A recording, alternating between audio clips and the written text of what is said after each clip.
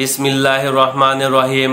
সমস্ত প্রশংসা সেই মহান আল্লাহ পাকের এবং লক্ষ কোটি দরুদ ও সালাম সেই রাসূলের উপরে।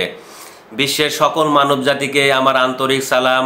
আসসালামু আলাইকুম ওয়া রাহমাতুল্লাহ। জিন কি?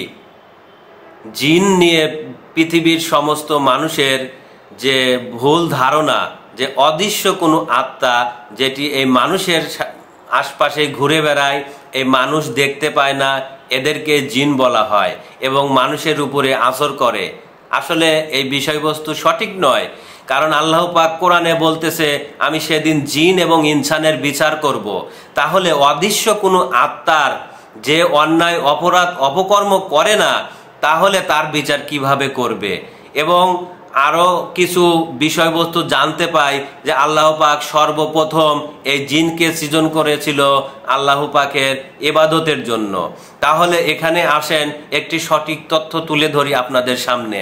আল্লাহ পাক এই সৃষ্টির রাজ্য পরিচালনা করতে সর্বপ্রথম এই নারীকে সৃজনে আনে। আপনারা যে সকল সৃষ্টি অস্তিত্ব সহকারে দেখতে পান, এই সকল সৃষ্টি এই নারীর গর্ভে বাস করে। এই নারীকে যখন জীবিত করা হয়েছিল তখনই এই সকল সৃষ্টির অস্তিত্ব হয়েছিল, প্রকাশ হয়েছিল, এবং এই মানুষ নিজেও এই নারীর গর্ভ হয়ে প্রকাশ হয়। তো যাই হোক, সেই আউয়ালে সেই কোরআনের বিষয়বস্তু যখন আমরা দেখতে যাই, সেই কোরআনে আজাজিল নামে একটি ফেরেশতা সেদিন সেই আদমকে সেজদা করেনি, অর্থাৎ তার ভিতরে ছিল হিংসা। সে বলেছিল যে আদম থেকে আমি উত্তম, আমি কঠিন অগ্নিশিখা হতে সৃজন হয়েছি। তার ভিতরে অহংকার হয়েছিল, অর্থাৎ এই মানুষের ভিতরে যার ভিতর অহংকার আছে, লোভ আছে, লালসা আছে, দুনিয়ার মোহ আছে, সেও এক প্রকার জিন। এবং মূলত এই জিনের বিষয়বস্তু হলো এই নারী অস্তিত্ব।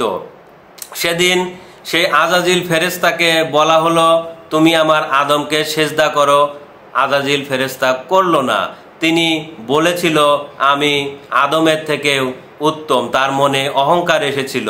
এই যে অহংকারের বিষয়টা, এই অহংকার যার ভিতরে থাকে সেও মানুষরূপী জিন শয়তান। তাহা প্রমাণ করে আল কোরআন সূরা নাস, নাস মিনাল জিন্নাতি ওয়ান নাস। তো মানুষরূপী জিন শয়তানের হাত থেকে আশ্রয়, অর্থাৎ মানুষের ভিতরে যে জিনের কুমন্ত্রণা, হিংসা, লোভ, লালসা, মোহ, সেও এক প্রকার জিন। এবং আউয়ালের যে সর্বপ্রথম, যেহেতু আল্লাহ পাক বলছে যে আমি জিন এবং ইনসানের বিচার করব, এবং ইবাদতের জন্য সর্বপ্রথম সে জিনকে যেহেতু সৃজন করা হয়েছিল, তাহলে আপনারা দেখতে পান যে আল্লাহর সৃষ্টির জগতে সর্বপ্রথম এই নারীকে সৃজন করা হয়। আর এই নারীর সৃজন গোপন রয়েছে। আল্লাহ পাক কোরআনে বলছে আমি আদম থেকে তার সঙ্গিনীকে বা সহধর্মিনীকে সৃজন করেছি। তাহলে এই আদম থেকে এই নারীকে সৃজন করেছে, শুধু এতটুকুই প্রকাশ।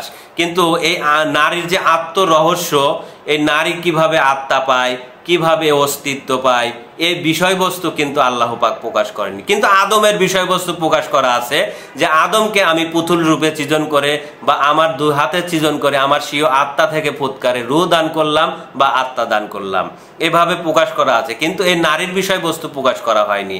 এ ছিল সেই আজাজিল। তখন সে বলেছিল যে পুনরুত্থান পর্যন্ত আমাকে অবকাশ দিন, আদম যেখানে আমিও সেখানে। অর্থাৎ তার পরবর্তী যে স্টেজ, সেই স্টেজে সে এই আদমকে মেনে নিবে এবং এই আদমের সঙ্গী হবে। সে তার ভুল বুঝতে পেরেছিল।